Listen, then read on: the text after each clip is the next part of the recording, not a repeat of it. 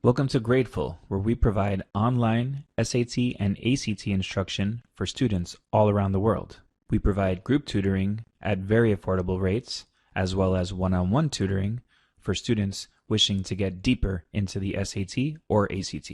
Right now we're working on College Board's SAT Practice Test 3's reading section.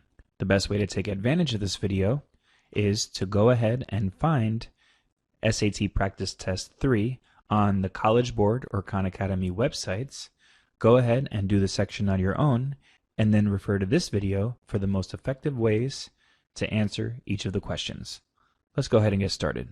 Before we get started with this passage, we should get a couple of the introductory concepts out of the way. First off, you want to always read the introduction at the beginning of each reading passage. Sometimes it won't have information that really is necessary for you, but when it does, that information is of critical importance. The other thing we want to talk about right now is the idea that when you're first starting a passage, you should read really fast, getting through the whole passage in no more than 60 seconds. Now, of course, that's not easy to do, but what you need to do is skip names, dates, words that seem unnecessary, things in parentheses, anything like that, because what you need to get in the beginning is simply the main idea. What we've found in the students that we've worked with is that it's possible to either read for the main idea or for every tiny detail. But ironically, when you read really intensely in the beginning, the main idea is going to be the first thing that you're going to miss. Now, when you get through that first read of the passage, you want to use the questions as an opportunity to get to know the passage better. Now, to do this, you want to divide the questions into easy, medium, and hard questions according to certain criteria. The easy questions are going to be the ones that are going to tell you exactly where to look. They're going to give you the line numbers. The medium questions are not going to do that, but they're going to give you something to look for. For instance, what did the narrator think about carrots? If you get instructions like that, it's going to be pretty easy to go through and just look for any mention of carrots. So those are medium questions. They give you something to look for. The hard questions are the ones that really do require a very deep and thorough understanding of the passage. It's really critical for you to leave that for the end. It's very tough to fight our natural stubbornness and our desire to answer those questions in the beginning, but test it out yourself. Just go ahead and observe how easily you're able to handle the really intense questions that require a deep understanding of the passage at the first moment when you've just become acquainted with the passage, compared to when you've already answered 8 questions or so from that passage. Of course, when you've already developed this deep familiarity with the passage, you're going to be more equipped to really get deep with the passage and answer some of those tougher questions. It's all about time management, and what we're really talking about is a way to make the most effective use of that time. If you try to answer the difficult questions in the beginning, you'll obviously take longer because you'll have to quickly look around and get that deep understanding of the passage on the fly in order to answer that question. Instead, let's let that happen naturally as we answer what we refer to as the easies or the mediums, just in the process of getting to know the passage better. Why not?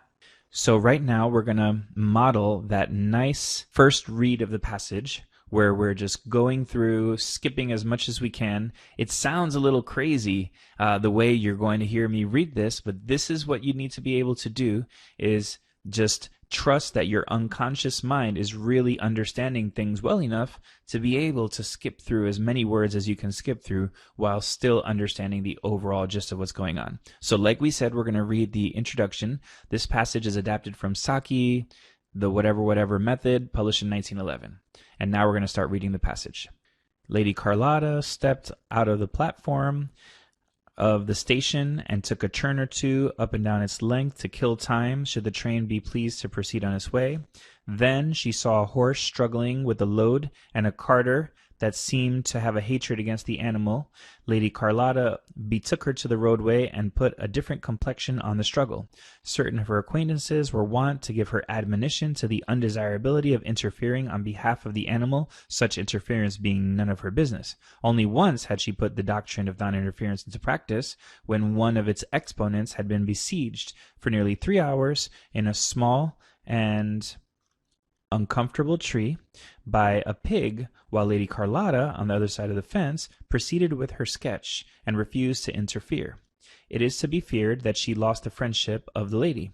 On this occasion, she lost her train, which gave way to the first sign of impatience it had shown throughout the journey, and steamed off without her. She bore the desertion with philosophical indifference. Her friends and relations were thoroughly well used to the fact of her luggage arriving without her. She wired a message to say that she was coming by another train. Before she had time to think what her next move might be, she was confronted by a lady who seemed to be taking an inventory of her looks. "You must be Miss Hope, the governess I've come to meet," in a tone that admitted of little argument. "Very well, if I must, I must," said Lady Carlotta to herself with dangerous meekness. "I am Miss Carball," continued the lady. "Where is your luggage? It's gone astray." The luggage had, in fact, behaved with perfect correctitude. "I just telegraphed about it," she added, nearer to the truth. "How provoking," said Miss Carball. "These railway companies are careless. However, my maid can lend you things." During the drive to the mansion, Lady Carlotta was impressively introduced to the nature of the charge that was being thrust upon her. She learned that Claude and Wilfred were delicate, sensitive young people. Irene had artistic temperament highly developed, and that Viola was of a mold equally commonplace among children of that class and type in the 20th century. "I wish them not only be taught, but interested in what they learn. In their lessons, make them feel like they're being introduced to the stories of men and women. French, I'll expect you to talk several days a week. I shall talk French 4 days of the week and Russian the remaining 3. Russian? No one understands Russian. That will not embarrass me in the least." Miss Carball was knocked off her perch. She was one of those self-assured individuals who are magnificent and autocratic as long as they're not opposed. The least show of unexpected resistance goes a long way toward rendering them cowed and apologetic. When the new governess failed to express admiration of the expensive car, the discomfiture of her patroness became abject. Her feelings were those which might have animated a general of ancient warfaring days on beholding his heaviest battle elephant ignominiously driven off the field by slingers and javelin throwers. So just quickly reviewing what it is that we read, Lady Carlotta seems to be quite a crazy lady, because she's told that it's none of her business to interfere in things that are going on with other people. And when she did go ahead and not interfere, she let someone be stuck for 3 hours being attacked by a pig, while Lady Carlotta did her watercolor sketch of art. So we're seeing that she's kind of a crazy lady. Then she misses her train, and she tells whoever's expecting her that she's coming by another train, and someone walks up to her and says, "Oh, you must be the governess I've come to meet." And she says, "Very well, if I must, I must," and actually gets in the car with this stranger and drives to their mansion and learns about their kids and goes ahead and says that she's going to speak Russian to those kids, even though no one understands Russian. So this is kind of a comedy passage, if you can think of comedy from the early 1900s, about this eccentric, crazy lady who just kind of goes with the flow and participates in this kind of case of mistaken identity. So let's go ahead and start answering questions now.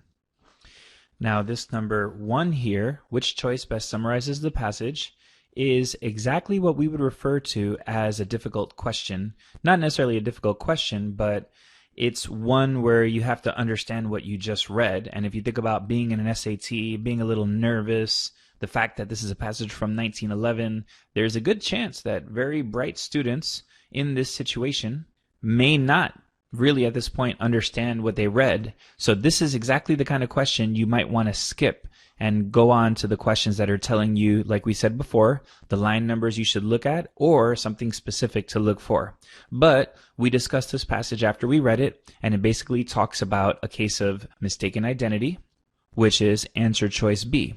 A woman does not correct a stranger who mistakes her for someone else. She's mistaken for Miss Hope, the governess. And just to back that up a little bit, we see that on line 36. "You must be Miss Hope, the governess I've come to meet," said the apparition in a tone that admitted of very little argument. And Lady Carlotta says, "Very well, if I must, I must." So she kind of goes along with it when she's mistaken to be the new governess that Miss Carball is expecting at the train station. So the answer for number 1 is going to be B. Now question number 2 is directing us to line 2, to the word churn. And so that's our easier type of question because it's telling us where to look. And going into a little concept here, When you have a passage-based vocabulary question, the first thing you want to do is you want to get the momentary main idea. You want to know what's going on around that part of the passage. And then you want to invent your own word to replace the given word. So let's go ahead and try that here. This part of the passage, Lady Carlotta stepped out onto the platform of the station and took a turn or two up and down its uninteresting length to kill time should the train be pleased to proceed on its way. We later find out, by the way, that the train ends up leaving without her because she's Lady Carlotta and she's crazy. And so what's happening here? She stepped out onto the platform of the station and took like a little walk or two up the uninteresting length. So we got the momentary main idea, and we made up our own word to replace the given word. She took a walk. Coincidentally, that exactly matches answer choice C. She took a short walk. Question number 3, the passage implies that other people regarded Lady Carlotta as what?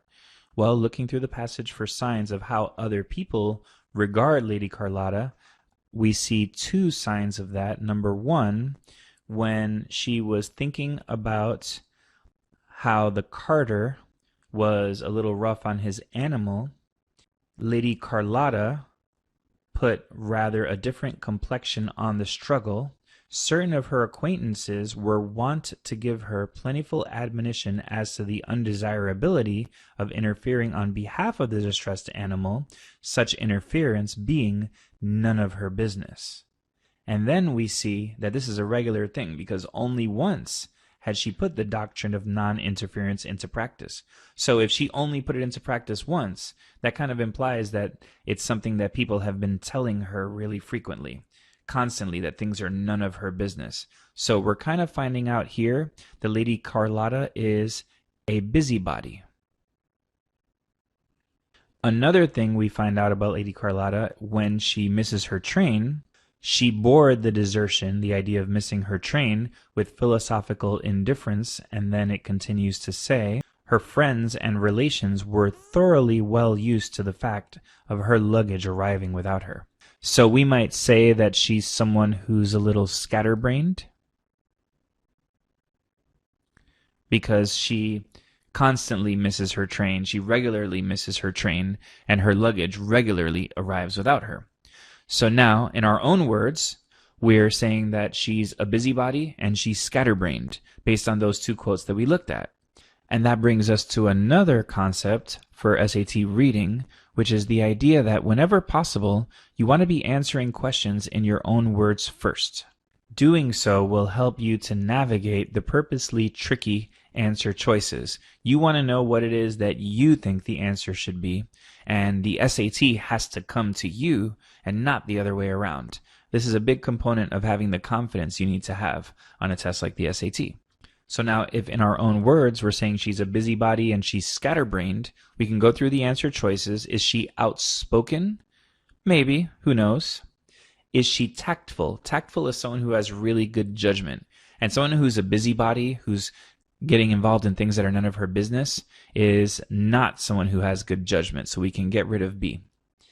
Ambitious is someone who wants to be successful and is maybe making good decisions toward that. So that kind of has the same positive tone as tactful, and we can get rid of it. And unfriendly is maybe going a little too far, because if someone is getting involved in other people's business, it might be with a friendly tone and it might be with an unfriendly tone. So it would go a little too far to say she's unfriendly. So the only answer left standing is outspoken. Now, it's not necessarily perfectly aligning with what we found in particular in these 2 quotes, but it's definitely a lot closer to what we said in our own words than tactful, ambitious, or unfriendly. So the answer for number 3 is going to be A. Now, question number 4 is our evidence-based question for question number 3. And a little concept relating to that, what we often talk to students about is the question of whether you should answer the evidence question before the actual question that precedes it. And we give that a resounding no. We don't think you should do these questions backwards. There are a couple of reasons for that. Number 1, if you take each of these quotes and try to work backwards to figure out which of them is going to justify one of the answer choices for the question before it, then what you're doing is you're taking each of those quotes out of context. The quote itself is not as important usually as the context that it falls within. Another reason why you don't want to answer the evidence-based question first is that your ability to scan through the passage and identify the quotes that answer the different questions, like we said, within the right context, that's the muscle that you want to develop in order to be successful on the SAT reading section. So if you're not exercising that muscle whenever possible, you're not giving yourself the chance to grow into the student that's going to maximize your score the way we want you to. So don't try to sort of cheat off of those answer choices and go backwards. You'll be doing more work and you won't be adding to your SAT skills as much as you would want to. But what you do want to do is you want to notice that the questions that they're giving you in the evidence-based questions have a number range to them. And you want to take that number range as a hint of where to look. So if we look at question number 4, we see that the lines that are being offered to us start on line 10 and end at 32. So if we look at this passage and we look at lines 10 to 32, well, coincidentally, that takes us to kind of the range that we were already looking in, maybe just a little bit further.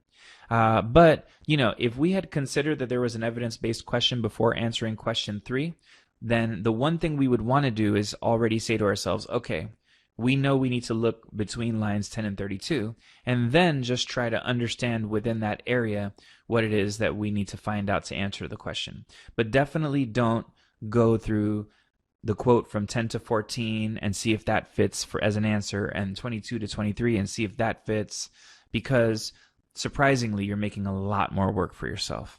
So the quotes that we picked were 10 through 14, the idea that things are generally none of her business, and the other quote that we looked at was around lines 28 and 29, which is not even being offered.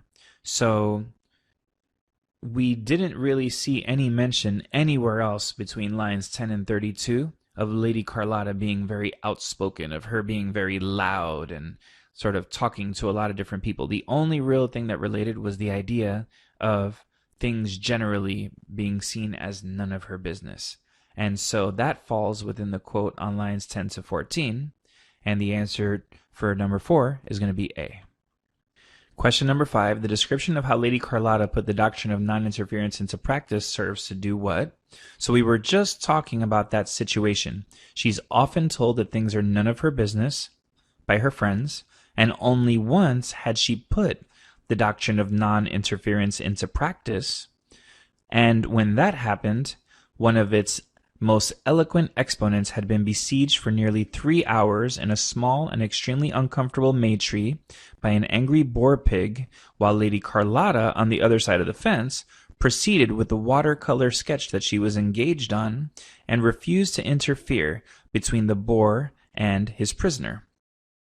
So in a sense, we can say that she did the opposite of what she normally does, because she normally gets involved in things that are none of her business. But in this moment, she went ahead and put non-interference into practice. But as opposed to doing the opposite, I think she actually kind of acted in her character. Because what is Lady Carlotta's character?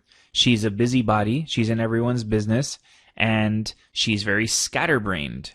So a lady was besieged for nearly 3 hours by an angry boar pig, and meanwhile Lady Carlotta's on the other side of the fence, and she's proceeding with the watercolor sketch that she was engaged on, refusing to interfere between the boar and its prisoner. So what did she do? She kind of took the advice out of context. So while, yeah, in a way, she's kind of doing the opposite of what she normally does. She normally gets involved in everyone's business, and here she's refusing to interfere. That's actually in character for her, because what she's really doing is she's taking that rule out of context. She's being told by her friends frequently that she shouldn't get involved in other people's business, But then comes a situation where someone actually needs her help, and she says, oh, I'm not really going to get involved because this is none of my business. So she's taking that advice out of context. Of course, she's expected to want to help someone when they're in trouble. So she's acting in character, and she's taking something out of context. And so does that foreshadow her capacity for deception? There's nothing at all in there about her being deceptive. Is it illustrating the subtle cruelty in her nature? It's not that she's cruel. It's, like we said earlier, that she's scatterbrained. And C, does this provide a humorous insight into her character? Well, it's definitely humorous because we have this lady being attacked by an animal and this other eccentric lady on the other side of the fence doing her artwork, just letting the lady be attacked for 3 hours, it said, for nearly 3 hours. And so is that a little humorous? We could definitely keep that answer choice. And is it a surprising change in her behavior? Well, like we said, it's not actually a change in her behavior because she's eccentric, and here she's behaving eccentrically. So yes, she's not interfering, but she's not interfering at a moment where she should have interfered. So it's not a real change in her behavior. It fits right into the story that we're getting about this crazy Lady Carlotta. So the answer choice for number 5 is going to be C. Going to question 6 now, in line 55, charge most nearly means. And as we said, when you have a question on passage-based vocabulary, number 1, you want to get the momentary main idea. You want to know what's the main thing being said at that moment that the word was used. And then you want to go ahead and invent your own word to replace the given word. So, around this part of the passage where the word was being used, the word is charge. And what we're seeing is that during the drive to the Carball mansion, Lady Carlotta was impressively introduced to the nature of the charge that was being thrust upon her. So she's being told what her job as the alleged governess would be. So now we can invent our own word. We can say it was the nature of the work or the job that was being thrust upon her. So in our own words, we're going to say work or job. So does that fit with responsibility? Well, yeah, your job is your responsibility. Does it fit with attack? Well, she's not being asked to attack. It has nothing to do with a fee that she's charging or being charged. And if an expense, it has nothing to do with money in terms of what she's being asked, because she's being told that Claude and Wilfred are one type of kid, Irene is another type of kid, and Viola is another type of kid. So there's nothing about money there. It's more of, this is what's going to be expected of you if you're going to be our governess. So the only answer left standing is A for number 6. Question number 7 is what we would refer to as our medium question, because it's not telling us where to look, but it's giving us something to look for, the mention of Claude, Wilfred, Irene, and Viola. And so that tells us that we're looking right around lines 56 and onward. Claude, Wilfred, Irene, and Viola. And what is it that we're seeing about them? Well, Claude and Wilfred are delicate, sensitive young people. Irene is artistic. And Viola was something or other else of a mold equally commonplace among children of that class and type in the 20th century. So in other words, she's just a regular kid. So 2 of them are delicate and sensitive, 1 is artistic, and 1 is totally normal. How are they being described? Like just regular, normal kids that each have their own distinctive abilities and characteristics. So which answer choice says that they're regular, normal kids? A, that they're similar to their peers. Now, whenever you're asked about multiple objects, like for instance, what do both passages have in common? Or in this case, what do these kids have in common? A wrong answer choice in that situation is going to be the answer choice that tells you about only one of them. So here, we're hearing about what do all the kids have in common? And the wrong answer choices are the ones that say, like answer choice B, creative and intelligent. Well, that might have fit Irene. And going to answer choice C, hostile to the idea of a governess, that one's just irrelevant. Nowhere in any of this did we see the possibility that any of the kids were hostile. And more educated than others their age, that might be something that you might have been able to imply from the fact that they have their own governess and that they live in a mansion and that their mom is very ambitious. But that's not what we see around the quote that we're clearly being directed toward. So the answer for number 7 is going to be A, similar to many of their peers. Question number 8. The narrator implies that Mrs. Carball favors a form of education that emphasizes what? Well, that seems to be pointing us toward line 62, where Mrs. Carball is saying what she desires in the education for her children. I wish them not only to be taught, but interested in what they learn. In their history lessons, for instance, you must try to make them feel that they are being introduced to the life stories of men and women who really lived, not merely committing a mass of names and dates to memory. French, I shall expect you to talk at mealtime several days in the week.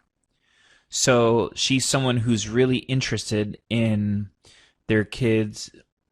So we're seeing her to be someone who's really interested in her kids learning a deeper type of education.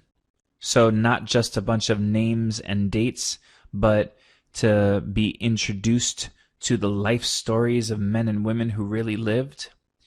Not just the names and dates like it says right here. And she wants them to have a lot of culture because she wants them to be speaking French several days in the week. So she wants to add diverse culture to her children. So we're looking for a deeper education or culture in our own words first. So is that traditional values? Not overly traditional, maybe a little progressive or cutting edge for 1911 when this was written. Active engagement, does a deeper education and knowledge of French culture and language, does that qualify as active engagement? I might say it does, so we'll leave that for now. Artistic experimentation, we're just not seeing anything about artistic experimentation there. And answer choice D, factual retention, that's actually the opposite of what we're being told. Because, like we said, Mrs. Carball says she doesn't want an emphasis on committing a mass of names and dates to memory. Instead, she wants that deeper education and culture. So just retaining facts is kind of the opposite of what she's talking about. She wants something deeper than that. So that's answer choice B for number 8.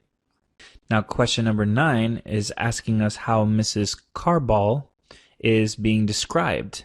And like we said earlier, for evidence-based questions, we want to take the range out of the evidence question and not necessarily start fitting in every quote right away. So we're seeing that the range we're being offered starts at line 49 and goes up to line 82. So we're talking about something that starts above what you're seeing on the screen here and then goes all the way down to line 82. And we have 49 to 82 right here. So within that range, we see that they were driving to the mansion. She was being introduced to the charges, to the responsibilities being thrust upon her. She was being told about the different kids and their different personalities. And then we see Ms. Carball's desire that they be interested in what they learn. And then we have the description of Miss Carball right here. She was knocked off her perch. She was one of those imperfectly self-assured individuals who are magnificent and autocratic as long as they're not seriously opposed. The least show of unexpected resistance goes a long way towards rendering them cowed and apologetic. So notice that we were not taking each quote one by one, but instead we were just looking through and just paraphrasing what's the general thing that we're seeing in each part of the range that goes from 49 to 52. And it was quite easy to land on the part of the passage that talked about how Miss Carball is being described. She's being described as someone who is self-assured as long as she's not seriously opposed. So what does that really mean? It kind of means that she's someone who has the appearance of being really confident, but as long as there are no challenges. And of course, confidence is all about how you handle challenges. So she's kind of being described as someone who has something of a fake confidence to her. She appears really confident, but if a challenge comes, if someone seriously opposes her, then she's going to be cowed and apologetic. So, which answer choice matches that? Superficially kind, but actually selfish? Nothing about really kindness or selfish. We were talking about confidence versus giving in to being challenged by others.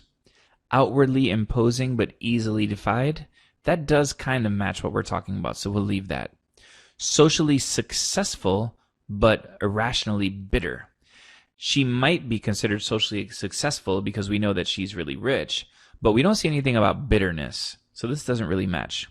And answer choice D, naturally generous but frequently imprudent. Well, there's nothing about generosity, and imprudence sounds a little more like Lady Carlotta, so that doesn't really relate to what we're talking about. So outwardly imposing but easily defied, that kind of matches what we said. We were looking for fake confidence, and so she's outwardly confident, but it's not really real because she can easily be defied. So the answer choice for number 9 is going to be B, and the quote that we used to answer that was going to be this section here, and to maybe be even more specific, it was the line that says she was one of those imperfectly self-assured individuals who are magnificent and autocratic as long as they're not seriously opposed. So that would be lines 77 to 80, and maybe continuing, the least show of unexpected resistance goes a long way toward rendering them cowed and apologetic. So literally 77 to 82, and that quote kind of came to us and not the other way around. We didn't find the quote and go backwards to see if it worked. So now going into our next passage, we're going to do our fast first read, trying to get through this passage in as close to 60 seconds as possible. And of course, reading the introduction in the beginning. The passage is adapted from Strap Hanger, Saving Our Cities and Ourselves from the Automobile, 2012. So it's about going against the culture of the automobile. That sounds like it's going to be really important. Though there are 600 million cars on the planet, there are also 7 billion people. The vast majority of us getting around involves taking buses, ferry boats, commuter trains, streetcars, subways. In other words, traveling means being a strap hanger, someone who relies on public transport rather than an automobile. Half the population of these cities do not own cars. Public transport is how most of the people travel. Every day, there's 155 million passengers traveling, and it creates 428 billion annually. A century and a half after the invention of the engine, private car ownership is still an anomaly. Yet, public transportation is the opposite of grammar. It's a last resort. In much of North America, they are right. Taking transit is a depressing experience. Anybody who's waited on a street corner to get on a bus or for going to an airport knows that it tends to be underfunded, ill-maintained, and ill-planned. Given the opportunity, who wouldn't drive? Hopping in a car gets you there quicker. It doesn't have to be like this. Done right, public transport can be faster, more comfortable, and cheaper. In Shanghai, trains go at 266 miles per hour. In French towns, streetcars run silently on rubber tires. Wi-Fi equipped, which sounds really nice. Allowing commuters to work on laptops as they prepare for same-day meetings in capital cities. In other places, there are buses that move like subway trains along busways, leaving sedans and SUVs in traffic jams.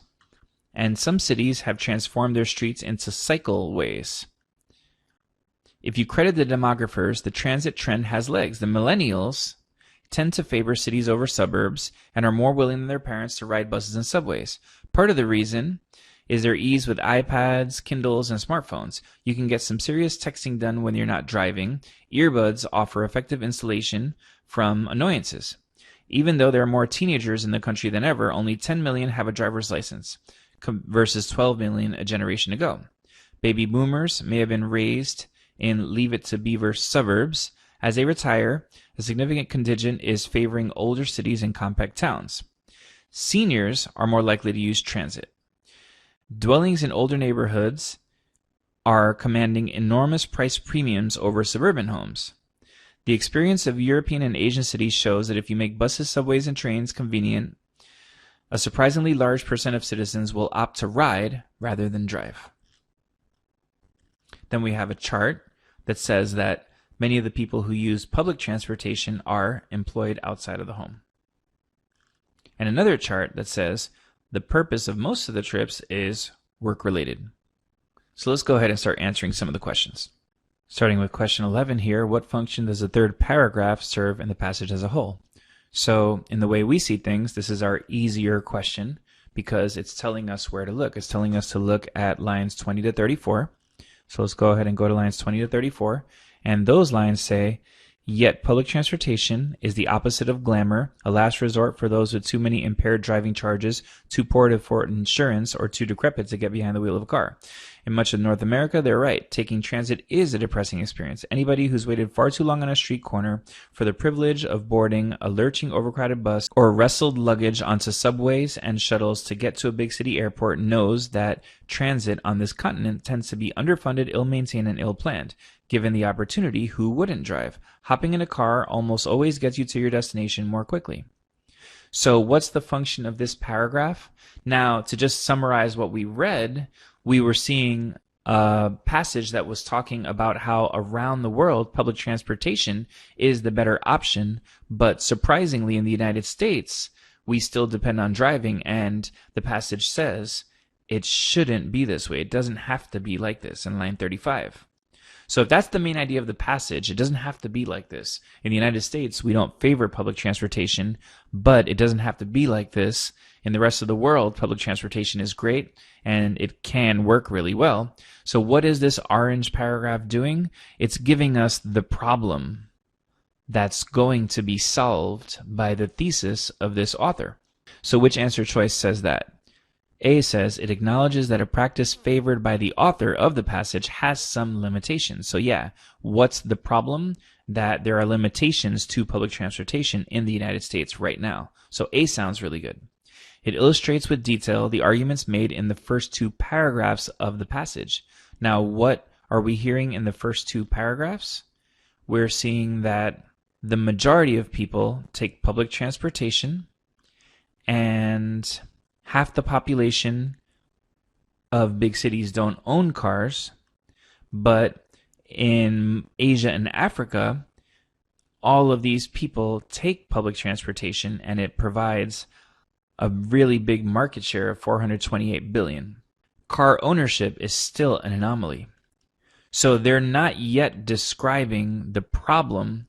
They're describing the perspective that throughout the rest of the world, car ownership is not the norm. Before they go in lines 20 to 34 and talk about how in the United States things are different. The paragraph that we're looking at now is definitely not backing up. It's definitely not illustrating with detail what was already argued. It's more of a shift in tone. So definitely not answer choice B. C, it gives an overview of a problem that has not been sufficiently addressed by the experts mentioned in the passage. Well, the passage is saying that the problem has been sufficiently addressed. It's just that for whatever reason, the United States hasn't gotten the memo yet. So C doesn't really fit. So going into answer choice D now, it advocates for abandoning a practice for which the passage as a whole provides mostly favorable data. Well, it does advocate for abandoning a practice, but it's abandoning a practice that the passage as a whole provides unfavorable data for the practice of cars. So yeah, it does want us to abandon cars, but it's providing unfavorable data. So D is just kind of wrong according to the passage. So the only one we didn't narrow out is answer choice A. It's acknowledging that a practice favored by the author, which is public transportation, has some limitations. In the United States, it's not really working out so well, and those are the limitations. So the answer for 11 is A. So question 12 is followed by an evidence-based question. So as we said earlier, if your question is followed by an evidence-based question, then you want to pay attention to the range of where the answer comes from, but you don't want to go question by question through the evidence question in the beginning. So the range is starting on line 5 and going to line 34. It's a fairly small range to look at. And we're looking for which choice does the author explicitly cite as an advantage of automobile travel in North America. So In the beginning, around line 5, we're seeing that a lot of people rely on public transport, and we're looking through for the advantage of automobile travel in North America. So now we're going to New York, Toronto, and London, so partially North America there, and they do not own cars. And then it goes back to the rest of the world. Public transport is how the rest of the people around the world travel, and they carry all these people, and there's this much market share. And then we see that public transportation is the opposite of glamour. In North America, they are right. So in North America, we're seeing that there are advantages of automobile travel. So we're kind of seeing that we're getting closer to our answer here. Number one, taking transit is a depressing experience. So it's depressing because people are waiting far too long. There's overcrowding. It's underfunded, ill-maintained, and ill-planned. Given the opportunity, who wouldn't drive? Hopping in a car gets you to your destination more quickly. So if we were looking at the disadvantages of public transit in the United States, we would have almost too many quotes to look at. But if we're looking at the advantage of driving in the United States, it's very clearly right here. Getting in a car gets you to your destination more quickly. So what's the advantage? Answer choice C, speed. It gets you there more quickly. And what's the quote that got us there? We looked at lines 32 to 34, which is exactly answer choice D for number 13. Now question 14 is another evidence-based question, but it's even easier than that because we're seeing the range very clearly being given to us right here. We know that we have to look at 35 to 57, and if you look at question 15, the first quote starts at 35, the last one ends at 48. So we kind of know that this is the general area that we're going to want to be looking at for the answer here. The central idea of the fourth paragraph is, so let's go ahead and do that in our own words first, because whenever possible we want to answer questions in our own words first. And this paragraph says, it doesn't have to be like this. It just talked about how public transit in the United States is underfunded, ill-maintained, and ill-planned. It doesn't have to be like this. Done right, public transport can be faster, more comfortable, and cheaper than the private automobile. In Shanghai, the trains go at 266 miles per hour at the speed of sound. In French towns, streetcars slide through narrow streets. From Spain to Sweden, Wi-Fi equipped high-speed trains connect with highly ramified metros. And so what's the point of the paragraph? That it doesn't have to be like this. Public transit doesn't have to be so depressing. It can be wonderful. So the central idea is that public transit has the potential to be better, as it already is in different countries around the world. So that might fit answer choice A. It also might fit answer choice B. European countries excel at public transportation. Well, the problem with A actually is going to be that the paragraph mentioned Shanghai, so it's not only about Europe, so we actually can get rid of A. Answer choice B says some transportation systems are superior to travel by private automobile, and that kind of matches what we said in our own words first, so we can keep B. C, Americans should mimic foreign public transportation systems when possible. That answer choice could be surprisingly tempting, but one thing that we emphasize greatly on the SAT is that the test is super literal.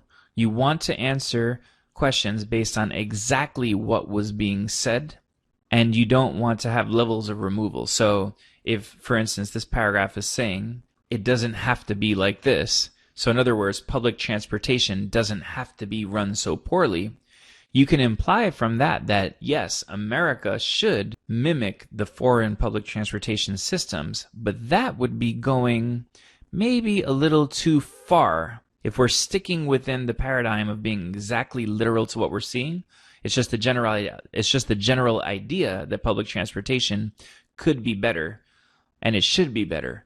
But it doesn't go so far as to say that America should mimic it. And in particular, Americans are kind of like the people who are riding the trains. So maybe if it said America as a country, it would be maybe a better answer choice. We already got rid of answer choice A. And then D, much international public transportation is engineered for passengers to work while on board. Well, in the later part of that quote, it did say that there were some people that were preparing for their same-day meetings. But that wasn't the main idea of the whole paragraph. When we did it in our own words, we said that public transit can be better. Now, this is one of the reasons why you want to answer in your own words first, because I might look at answer choice D and see that on line 48, it said something like that, and then go ahead and pick that answer. But if I just looked at the paragraph and in my own words said, okay, this is a paragraph about this, I'd be less likely to fall for answer choice D. So now we're looking at question 15 at that evidence for question 14. And the answer that we ended up picking said, some public transportation systems are superior to travel by private automobile. So one way to approach the evidence-based questions is to restate what we just picked for the previous answer. So what we just said is the idea that some public transportation systems are superior to travel by private automobile. So if we look at the quote that we were really focusing more on when we looked at line 14, it doesn't have to be like this. It doesn't have to be underfunded, ill-maintained, and ill-planned. That's a great quote. It got us to the right answer on number 14. But we're looking for something super literal that says that some transportation systems are superior to travel by private automobile. And so which answer choice says that some are superior? Let's see if it's lines 35 to 37. Done right, public transport can be faster, more comfortable, and cheaper than the private automobile. So that one seems to be saying that some systems are doing it right. So we like that one. We don't like answer choice A because it says public transport doesn't have to be bad, but it doesn't specifically talk about some transportation systems. 37 to 40 say, in Shanghai, trains go at 266 miles per hour, whisking people to the airport at a third the speed of sound. Well, that's an example that says that in Shanghai, the trains go fast. But it's not specifically telling us that that is superior to travel by automobile. That is more of the example to back up that point. So 35 to 37 is giving us the point. Public transport can be faster because we've seen it in certain places be faster. And then 37 to 40 is giving us the example of that. So we can't pick C because all it's saying is that in Shanghai, trains go fast. It's not specific enough for that idea that we picked for 14. And looking at 44 to 48, from Spain to Sweden, Wi-Fi equipped high-speed trains seamlessly connect with highly ramified metro networks, allowing commuters to work on laptops as they prepare for same-day meetings in once distant capital cities. So just like answer choice C said that in Shanghai trains go fast, now we're seeing that in other areas people work on trains. So just like answer choice C, this is not giving us the idea of what we're looking for. It's giving us the example that supported that idea. So one way you could easily get rid of answer choices C and D here is by noticing that they both do the exact same thing. They give us the example without giving us the statement that we're looking for. So although we don't love answer choice B on number 15, it is the right answer. It's the best of the four. Now question 16 is our passage-based vocabulary question, and as we said, for passage-based vocab questions, we want to get the momentary main idea, and then we want to go ahead and invent our own word to replace the given word. And the momentary main idea around line 58, around the word credit, is if you credit the demographers, the transit trend has legs. The millennials, who reach adulthood around the turn of the century and now outnumber baby boomers, tend to favor cities over suburbs and are more willing than their parents to ride buses and subways. So what's being said? The idea that public transit can be good is a good idea. And they give the example of what's happening with millennials and how their devices are part of the reason why they enjoy public transit. So now, what word can we invent to replace the word credit? That paragraph is saying if you believe the demographers, then the transit trend has legs. So if we believe demographers, the trend has legs. Now, we don't really even need to look back to find out where they talked about demographers, but it's just kind of saying, if you believe what you're hearing from people out there, then maybe this trend is a real thing. So we'll invent the word believe in our own words. And does that mean to endow? To endow is to give someone something, like I might endow $1 million to some charitable organization. If you attribute is to give credit, like when you're doing references at the end of a paper, like when you're doing your bibliography, you might attribute something and say, oh, this quote came from this guy. And that's not the idea of believing in what someone says, so it's a little different. And coincidentally, answer choice C says believe. And going to D, honor the demographers, that might be going a little too far. Yeah, we're believing what the demographers say, but we're not honoring them. We're not bowing down to them or anything like that. So the answer for 16 is C, believe. Question 17 is our passage-based vocabulary question, where we first want to get the momentary main idea, and then we want to invent our own word to replace the given word. And we were already summarizing this part of the passage where it says, if you believe the demographers, this trend has legs. The millennials, who reach adulthood around the turn of the century and outnumber the baby boomers, tend to favor the cities over the suburbs. So what are they doing? They're kind of wanting the cities over the suburbs. They tend to want the cities over the suburbs. So we are getting the main idea of that part of the passage, and then we're inventing our own word, which is the word want. So which word kind of says to want something over something else? Well, to indulge is to kind of give in to something that you really want. So it's related, but it's not right. To prefer something over something else is kind of perfect for wanting something over something else. To resemble is if something looks like something else. So wanting and resembling are in no way related. And to serve is to do something for someone else. So serving has nothing to do with wanting cities over suburbs. So the answer choice for 17 is going to be B.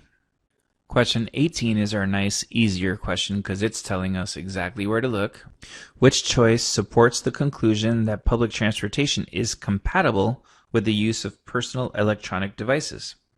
So we can just go ahead and easily look at the 4 answer choices and figure out which is the one that says that public transit is compatible with personal electronic devices. So is that 59 to 63? We're seeing that they tend to favor cities over suburbs. And 63 to 67 says part of the reason is their ease with iPads, MP3 players, Kindles, and smartphones. You can get some serious texting done when you're not driving, and earbuds offer effective insulation from all but the most extreme commuting annoyances. So that's perfect. It says that public transportation goes really well with personal devices. They tend to complement each other nicely. So answer choice B is perfect. And then going to 68, even though there are more teens than ever, only 10 million have a driver's license. So nothing about personal devices there either. And last but not least, 77 to 81, dwellings in older neighborhoods, especially those near light rail or subway stations, are commanding enormous price premiums over suburban homes. So once again, nothing about personal devices there. So the answer choice for 18 is going to be B. Question 19, which choice is supported by the data in the first figure? So this figure here is about the primary occupation of public transportation passengers in U.S. cities. And it's saying that the primary occupation is people employed outside of the home, 72%. So now let's restate that in our own words. It's saying that most of the people taking public transit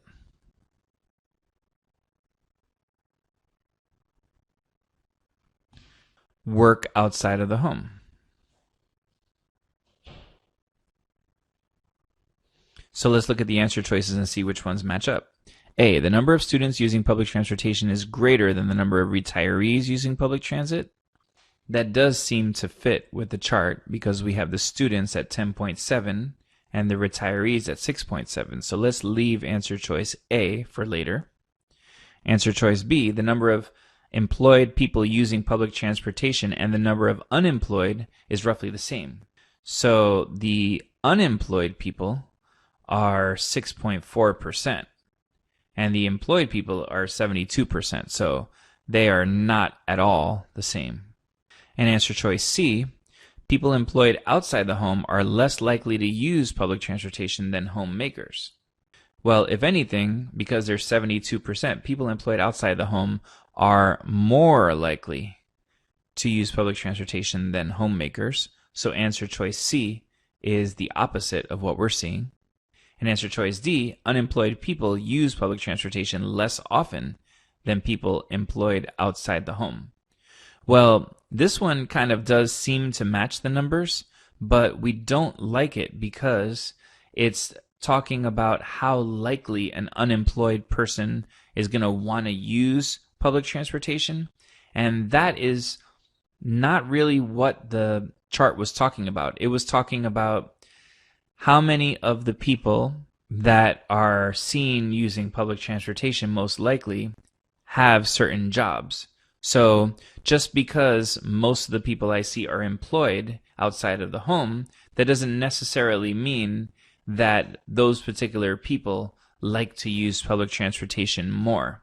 Instead, we would be looking for something that says unemployed people were seen using public transportation at a lower rate than people who were employed outside the home.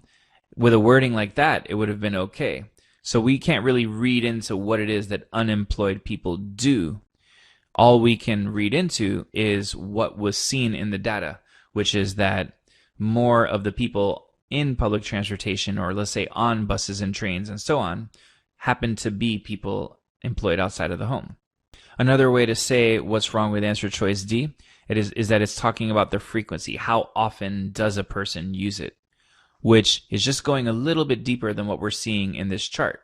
So answer choice A was a little safer because it says that there were students who were using public transportation. That number of students who were seen using public transportation was greater than the number of retirees who were seen using public transportation. So the slight nuance in the wording says that answer choice A is the best one for number 19. Question 20. Taken together, the two figures suggest that most people who use public transportation do what?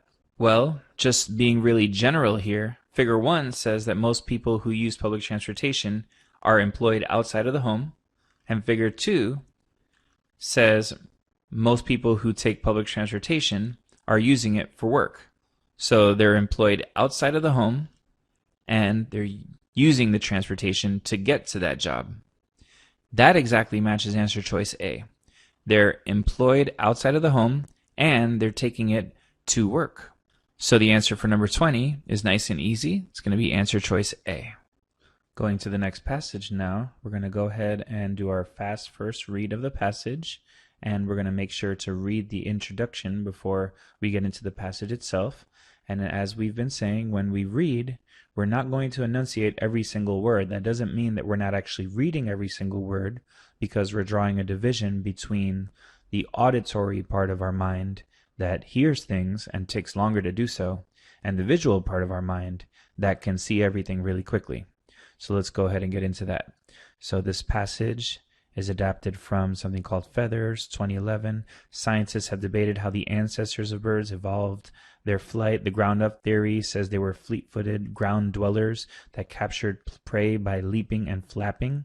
The tree-down theory assumes they were climbers that leapt and glided among branches.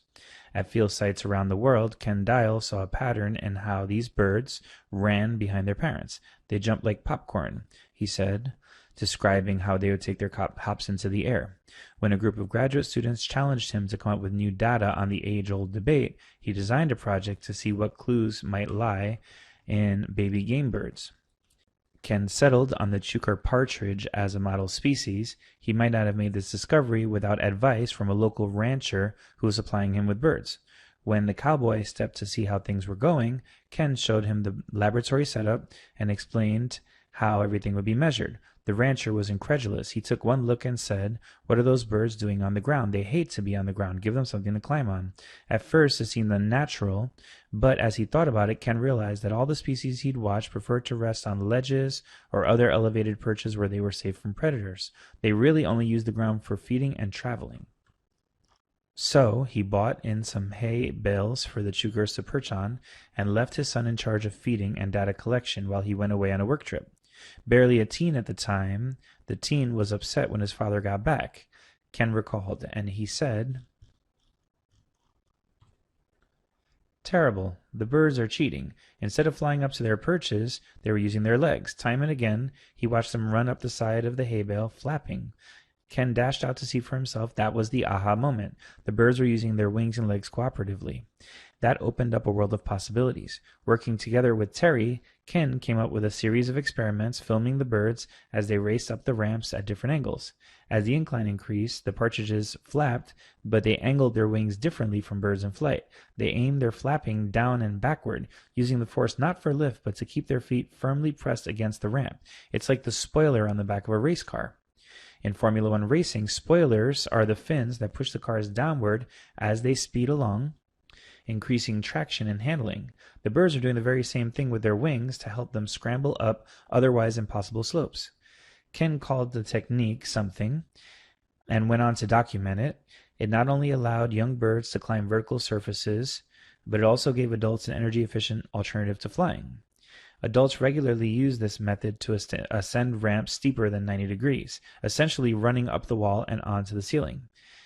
Evolutionary context, this takes a surprising explanatory powers. With one swoop, the dials came up with a viable origin for the flapping stroke of birds, and an aerodynamic function for the half-formed wings. So if you're listening to the way we read that, you have every right to be thinking to yourself, well, with that kind of read, we're not really going to get that much out of it, but that's kind of the point. We don't want to waste our energy really figuring things out yet. Even the best SAT students we've ever worked with in our time of doing this, still at a moment like this, would only know so much about the passage. So what we're talking about is the idea of being very realistic about how it just takes a little while to get familiar with things. In the beginning, you want the overall idea, and after you get into it, then you can get a little deeper, and we're going to use the questions as our opportunity to get to know the passage better, doing the easy questions first, the ones that tell you exactly what line number to look at, the medium questions next, the ones that give you something to look for, and the hard questions after, the ones that really require deep thought and understanding. So let's go ahead and start getting into some of the questions. Question 21 is asking us for the overall sequence of events in the passage. So maybe you can look at this one as a question that could easily be done based on a general read because it's asking us for the overall thing, which is kind of the thing we're looking for when we do our first read. On the other hand, since they're not really telling us where to look, there's a strong argument for leaving this question for later until you feel more comfortable with the passage overall. But of course, we're going to do it right now for the sake of the video. So we are going to start looking at the first paragraph where Ken Dial saw a pattern in how the birds ran behind their parents, and he designed a project to see what clues he was going to get from that. Then it talks about how he settled on the chukar partridge, but he got a key piece of advice from a local rancher who said that the birds hate to be on the ground. So he went ahead and gave them platforms to stand on, and then we have this part of the passage where Ken's son is upset because the birds are cheating, and he dashed out to see for himself, and that was the aha moment. And the aha moment had to do with the idea that the birds were using their wings and legs cooperatively, and therefore working together with Terry, Ken came up with a series of ingenious experiments, filming the birds as they raced up textured ramps tilted at increasing angles. So basically, from the advice from the rancher and from the son's observation, the experiment sort of kept changing form. So let's see which answer choices kind of match that. Choice A, an experiment is proposed but proves unworkable. So no point in there did we see something proving unworkable. Choice B, a new discovery leads to a reconsideration of a theory. A classic study is adapted. So we like the reconsideration because we saw that twice, but the study was not a classic study. And we didn't really see a summary of the results at the end, but I might say my biggest problem with it is that it was saying that this was a classic study. Anything that we're going to pick in an answer choice, we need to see some evidence. So maybe if there were some word or phrase in there that talked about how, within this field, that was the classic study that was always done or has been done for many years, something like that, that would make us want to pick choice B. Choice C, an anomaly is observed and simulated experimentally. The results are compared with the previous findings and a novel hypothesis is proposed. So what would be an anomaly? An anomaly is something that stands out. So for instance, if every single person I talk to says A when I ask them a question, and then there's just one person who says B, that would be an anomaly. So we didn't see an anomaly, we saw a surprising characteristic in the behavior of the birds, which kind of seems like the same thing but is actually quite different. And going to choice D, an unexpected finding arises during the early phase of a study. What were the unexpected findings? There was actually more than one. There was the advice from the rancher and the observation made by the sun. And the study is modified in response to this finding. We did see that. And then the results are interpreted and evaluated, which, is generally just the end of everything where they announce what happened. So the answer for 21 is going to be D. Question 22 is asking us about the definition of the word challenged in line 7. And for passage-based vocabulary questions, we first want to find out the momentary main idea. So we want to know what was happening right around that area of the passage. And then we want to define our own word. We want to invent our own word to replace the given word. So finding the momentary main idea, we'd want to look in this general area and say, okay, what was happening at that point in the passage? And there was just the general description of the birds and how they jumped up like popcorn, and they would flap their half-formed wings and take short hops into the air. So then a group of graduate students challenged him to come up with new data on a certain debate. So what did the students do? They kind of encouraged him. They kind of provoked him. So they were kind of pushing him. So inventing our own, his students encouraged him, provoked him, or pushed him. So now we can look to see which of the words that were given to us kind of match that. Did they dare him? I kind of like it. I don't hate it. So did they require him? That's a little too strong there, because to require is to force someone to do something. And they were not forcing him, but they were strongly encouraging him. Were they disputing with him? Once again, disputing is like an argument. And were they competing? Well, competing would say that they were also trying to find that data, and we didn't see anything like that. So we found solid reasons to get rid of B, C, and D, and the answer for 22 is going to be A. Now questions 23 and 24 are paired together. 24 is the evidence-based question for 23. So generally, when that happens, we want to use the evidence question for the range. So in other words, the answer choices for 24 give us lines that go from line 1 to line 24. So we know for a fact that the answer to question 23 has to lie within lines 1 to 24. Now this is a particularly challenging question, because this question actually points to the need to always read the introductory portion at the beginning of the passage. It won't always contain necessary information, but when it does, that information is particularly critical. So this particular question says, which statement best captures Kendall's research assumption in setting up his research? And in the introduction to the passage, which I guess, if we're looking at lines 1 to 24, we have to kind of consider the introduction, let's say, as line 0. So we're looking there as well. And there it says, we're talking about how the ancestors of birds evolved the ability to fly, and the ground up theory assumes they were fleet-footed ground dwellers that captured prey by leaping and flapping their upper limbs, and the tree down theory assumes they were tree climbers that leapt and glided among branches. So what are we talking about? We're talking about different theories about how the ancestors of birds evolved the ability to fly. And the two possible answers to that are the ground up theory or the tree down theory. So whatever they mean, they are answers, potential answers to the question of how the ancestors of birds evolved the ability to fly. Now let's go to where Ken set up his research. This would maybe take us over to line 6, when a group of graduate students challenged him to come up with new data on the age-old ground-up tree-down debate, he designed a project to see what clues might lie in how baby game birds learn to fly. So there's like a nice little cause and effect there. The cause is that his students encouraged him to get interested in the ground-up tree-down debate. That's these two ideas here. And the effect of that is that he designed an experiment relating to baby game birds. So there is an assumption there because the passage never really tells us why baby game birds were perfect to answer that question. So that's the reason why it's an assumption, because it just says, you know, this thing is going to answer this question, but it never says why. That's what an assumption is for us. And that kind of matches answer choice A.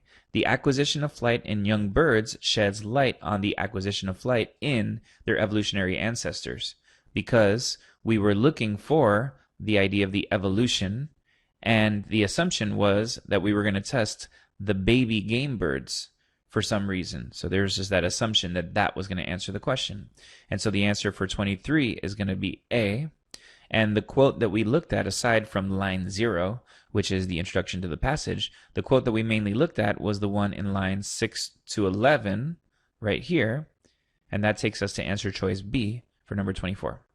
Question 25. In the second paragraph, the incident involving the local rancher serves to do what?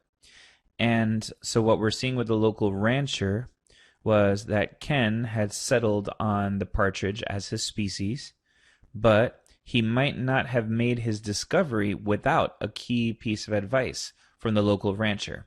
And the piece of advice was that the birds hate to be on the ground, and therefore he brought in some hay bales for the birds to perch on and left his son in charge of feeding and data.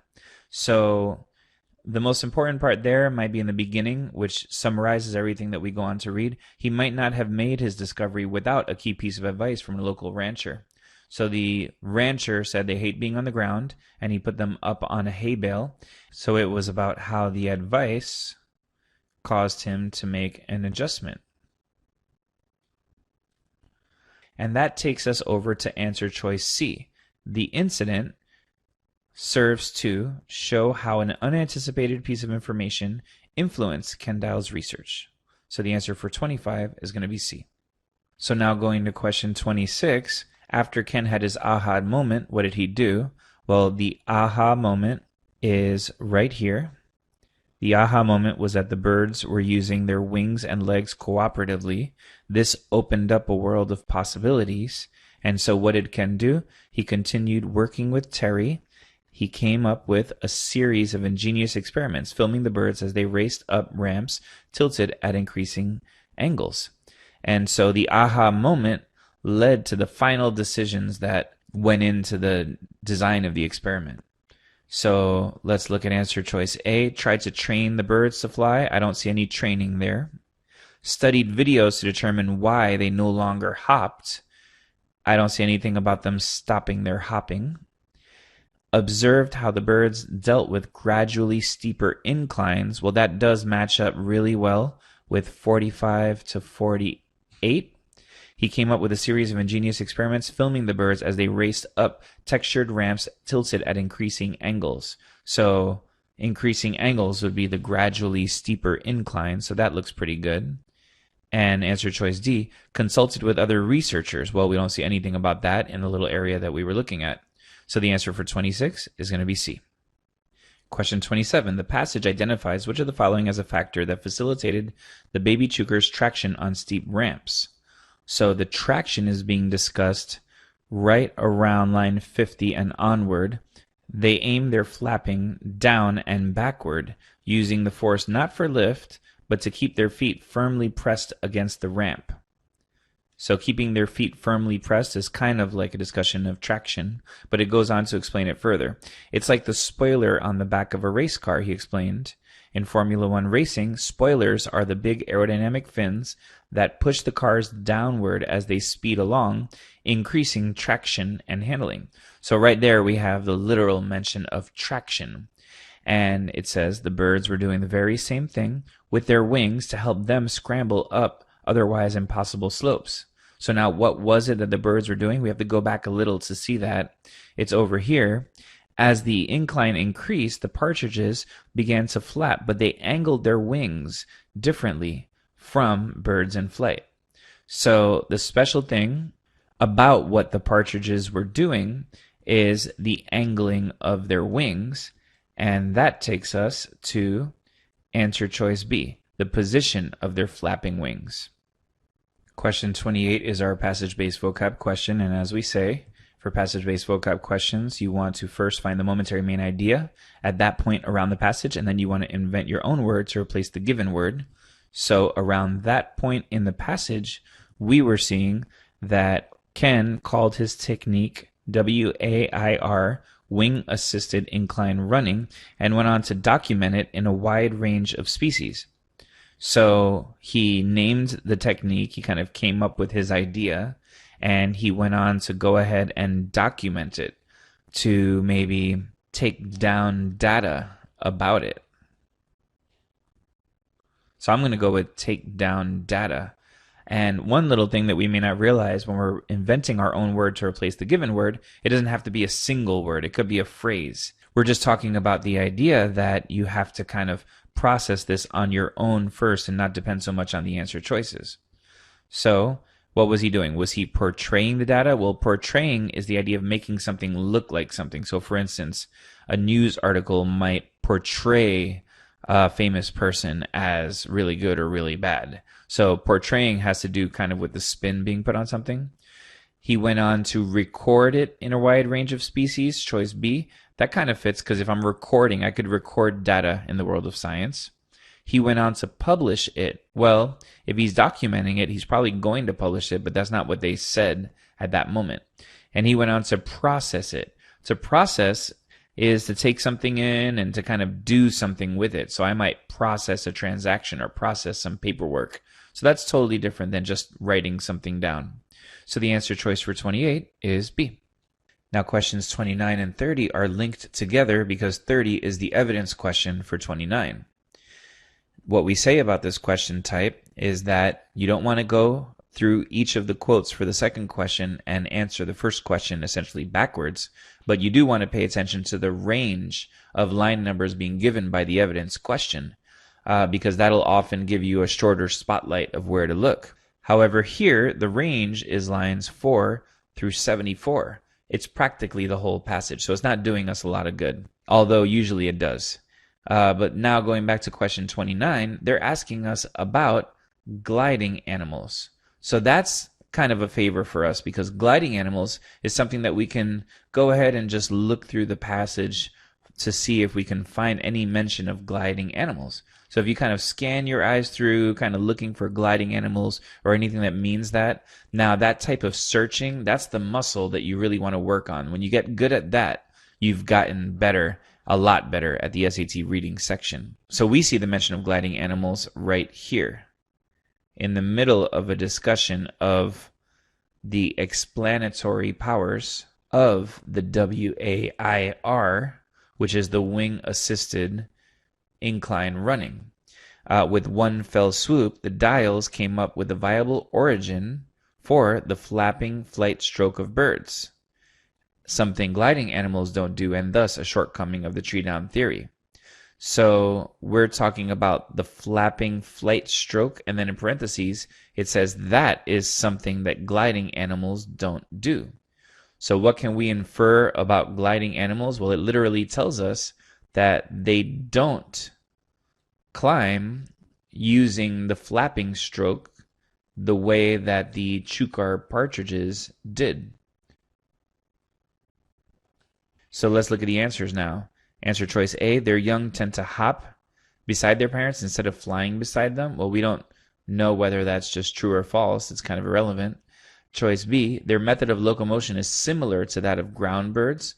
Well, we specifically saw the opposite. What the partridges were found to do is something that gliding animals don't do. So that's exactly the opposite of what we're looking for. They use the ground for feeding more often than for perching. Well, that was mentioned in the passage, but that was something that was being said about the partridges themselves, not about gliding animals, which are kind of the other types of birds. And just to back that up a little, it was around line 28 that about partridges, we read that the partridges really only use the ground for feeding and traveling. So that was a correct line from the passage, but just not relating to the gliding birds. And answer choice D, they do not use a flapping stroke to aid in climbing slopes. And that exactly matches what we said. They don't climb using a flapping stroke. And so the answer for 29 is going to be D. And the quote that we used to determine that was really lines 72 to 74. And that's answer choice D for number 30. Now we're going to questions 31 and 41, which are these classic difficult passages that the SAT is famous for. They were written in the 1700s. And, as we advise students, if there's a reason to favor ACT over SAT, it's passages like this that are written from such an antiquated time period, and it's definitely not the reading style that we're used to. But we're up for the challenge, and we're going to talk about ways to excel at what we're doing here. So like we say, we always want to read the introduction before the passage, and we're of course not going to read word for word, as we've been mentioning throughout this video. So passage 1 is originally published in 1791. Passage 2 talks about a vindication of the rights of women. So the title for passage 2 seemed more relevant to me than passage 1 because it's talking about the rights of women. So there's a good chance that the second passage is the one advocating for women's rights. Originally published in 1792. Talleyrand, passage 1, was a French diplomat, and the report had to do with national education. The other passage wrote vindication in response to Talleyrand. So let's go ahead and start reading. That half the human race is excluded by the other half from participation in government, that they're native by birth but foreign by law in the place where they were born, that they're property owners yet have no influence, are all political phenomena apparently impossible to explain on abstract principle. But on another level of ideas, the question changes and may be resolved. The purpose must be the happiness of the greatest number. Everything that leads us further from this is in error. Everything that brings us closer is truth. If the exclusion from public employments decreed against women leads to a greater sum of mutual happiness for the two sexes, then this becomes a law that all societies have been compelled to acknowledge and sanction. Any other ambition would be a reversal of our primary destinies. It will never be in women's interests to change the assignment they received. It seems incontestable that our common happiness, above all women, requires that they never aspire to the exercise of political rights and functions. Here we must seek their interests in the wishes of nature. It's not apparent that their delicate constitutions, their peaceful inclinations, and the many duties of motherhood set them apart from the strenuous habits and onerous duties, and summon them to gentle occupation and cares of the home.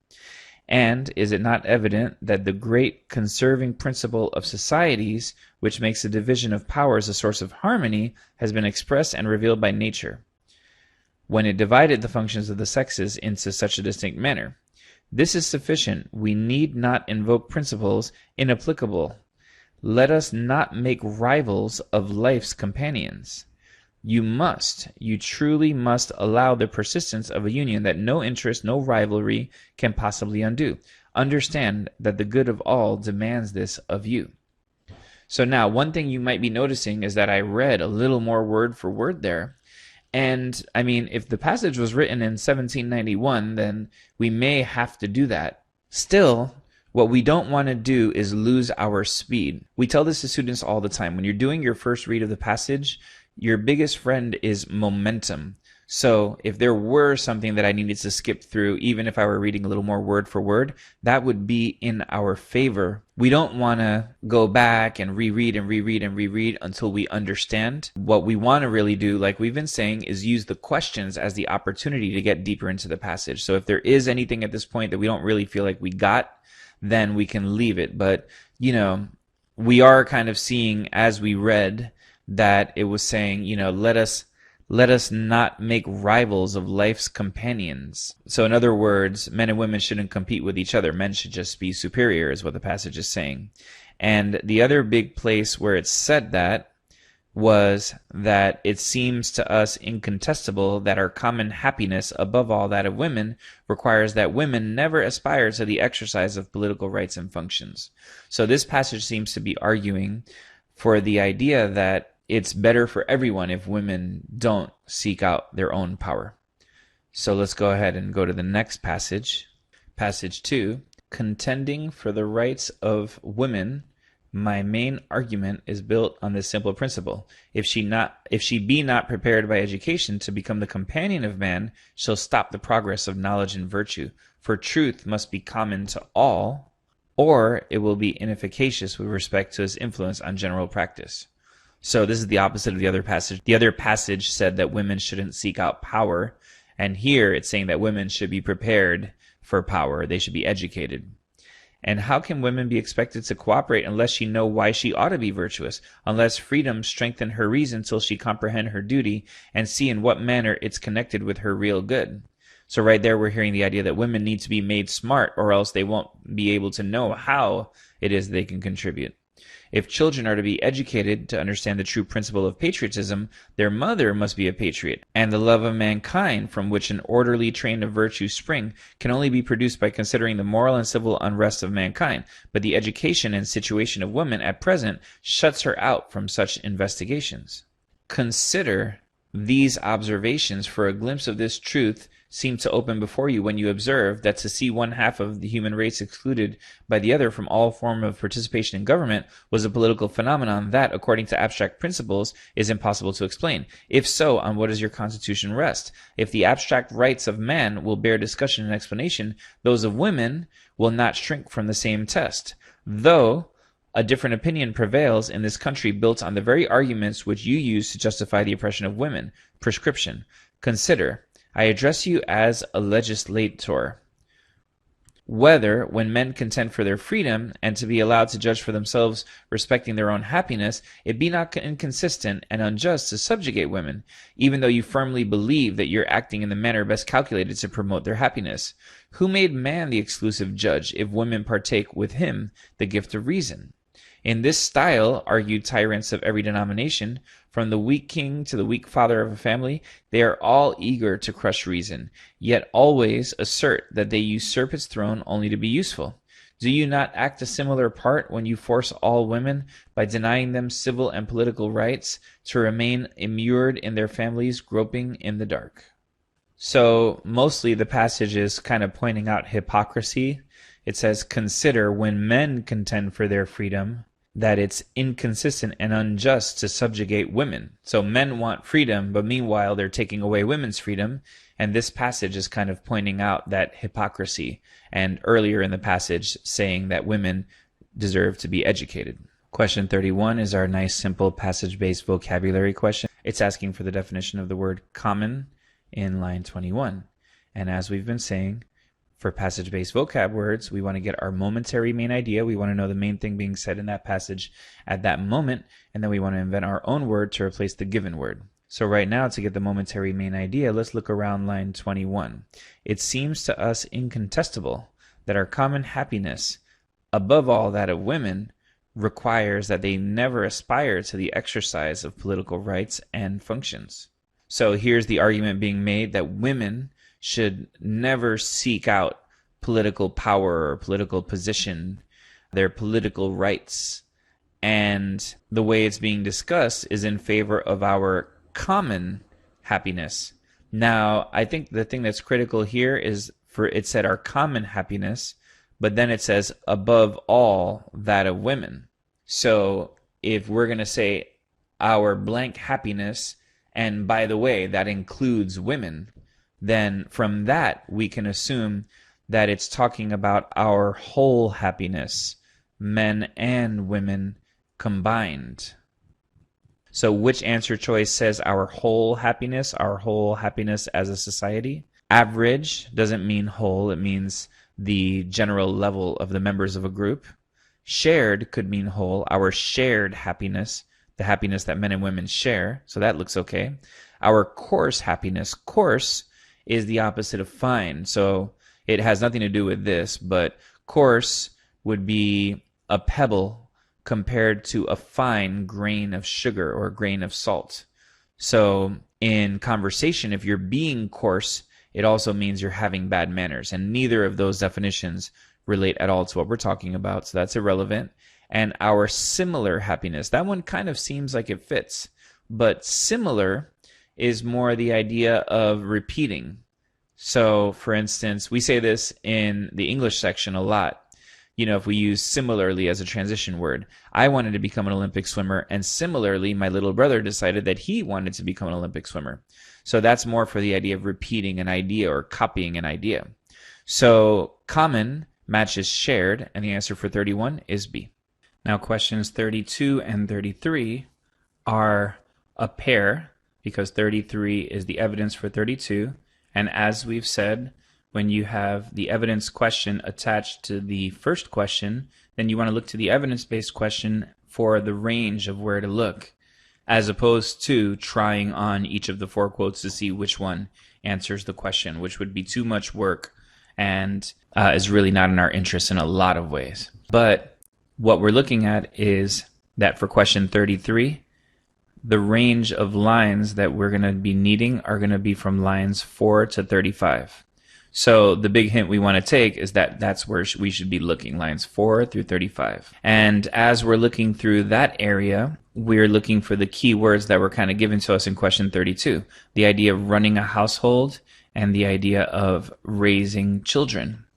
Now, those things are mentioned starting around lines 25. Is it not apparent that women's delicate constitutions, their peaceful inclinations, and the many duties of motherhood set them apart from the strenuous habits and onerous duties, and summon them to the gentle occupations and cares of the home? So what we're seeing in this area here is that women have delicate constitutions, peaceful inclinations, and duties of motherhood, and all those things are being literally set apart from strenuous duties, strenuous habits, and onerous duties.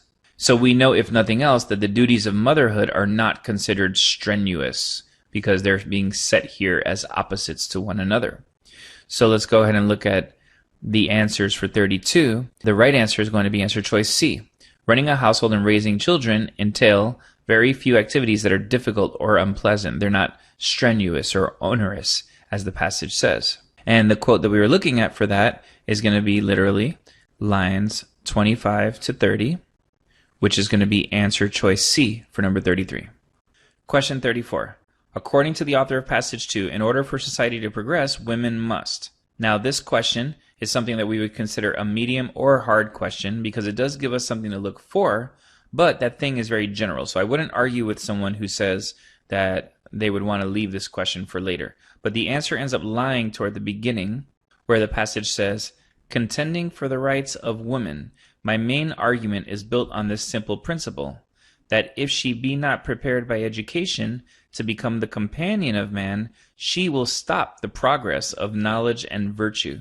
So what's implied there is that that's knowledge and virtue for the entire society. So what is it that will stop the progress of knowledge and virtue? If women are not prepared by education to become the companion of man. So what's being said there is that women need to be taken care of in order for all of society to progress. So that matches answer choice D. Women must receive an education comparable to that of men. Going to question 35 now. Question 35 is a passage-based vocabulary question. And as we said, for passage-based vocabulary questions, first you want to find the momentary main idea, and then you want to go ahead and invent your own word to replace the given word. So the word we're talking about is in line 50, the word reason. And as we're examining the momentary main idea and the area that surrounds it, we can start reading here. How can women be expected to cooperate unless she know why she ought to be virtuous, unless freedom strengthen her reason till she comprehend her duty and see in what manner it is connected with her real good? So what I'm seeing is that freedom needs to strengthen her reason, and she's therefore going to comprehend her duty, and she's going to see, I guess that means to understand certain things. So we're strengthening her blank until she comprehends and understands. So whatever it is, it's the thing that's going to make you understand. And what makes you understand? I would say, in my own word, inventing it, your mind. So reading it with the word that we created, unless freedom strengthen her mind till she comprehend her duty and understand in what manner is connected with her real good. So I'm okay with picking mind there. And your motive is your reasons for doing something. Your sanity is your ability to not be crazy. And your intellect is like your mind. And an explanation is like a reason for something. So the answer for 35 is going to be C. Questions 36 and 37 are connected. 37 is the evidence question for 36. And as we've said for those questions, you want to look at the range of line numbers being offered in the evidence question for guidelines on where the right answer is going to come. Here, that's not really going to help us a lot because lines 41 to 75 is practically the entire passage too. The other thing we want to notice here is that although we want to answer questions in our own words first, if the question itself is very vague, it's going to be very tough to answer the question in your own words first, and therefore you're going to want to cheat off the answer choices. So here, it is very vague. They're saying the freedoms that have been granted by society's leaders have done what? And it's an entire passage talking about freedoms and so on and so forth. So it's going to be a little hard to kind of just look through looking for where they talked about this in the passage. So we'll cheat off the answer choices and just kind of glance through them so we know what it is that we're looking for. Have these freedoms privileged one gender over the other? Have they resulted in a general reduction in individual virtue? Have they caused arguments about the nature of happiness? Or have they ensured equality for all people? A few of these can be narrowed out because they go against the main idea of the passage. The main idea of the passage is that women need to be prepared by education to become the companion of man, or else this is going to stop the progress of society as a whole. And so women need education. So if that was the case, then we would never say that freedoms that have been granted have reduced virtue, because lines 43 to 45 are essentially saying that the lack of rights and education given to women is what has resulted in a reduction in individual virtue, not the freedoms granted, but the lack of those freedoms. Similarly, how will freedom cause arguments about happiness? I might call that more of the irrelevant question, because if you take C literally, it's just arguing about the nature of happiness. Like, in other words, what is happiness or what isn't happiness?